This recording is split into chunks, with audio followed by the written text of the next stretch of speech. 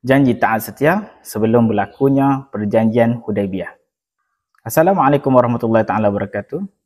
Sebelum berlangsungnya perjanjian Hudaibiyah, baginda Nabi SAW telah melaksanakan janji taat setia bersama dengan para sahabat. Janji taat setia ini adalah kerana rentetan khabar angin berkenaan dengan Uthman bin Affan yang telah dihantar oleh baginda Nabi SAW masuk ke kota Mekah untuk berbincang dan juga minta izin dengan mereka untuk melaksanakan umrah di sana. Disebabkan khabar angin inilah baginda Nabi SAW telah mengumpul para sahabat dan mengadakan janji taat setia sehingga darah Uthman bin Affan itu terbela.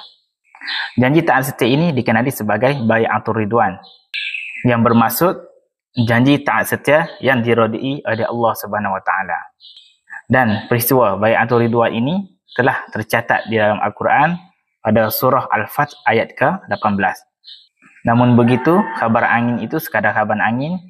Sayyidina Uthman bin Affan tidak dalam peristiwa tersebut. Jadi sekadar itu saja perkongsian kita pada kali ini. Jangan lupa jemput follow saya untuk perkongsian sirah yang lebih menarik. Kita jumpa lagi pada video yang akan datang. Wallahu a'lam.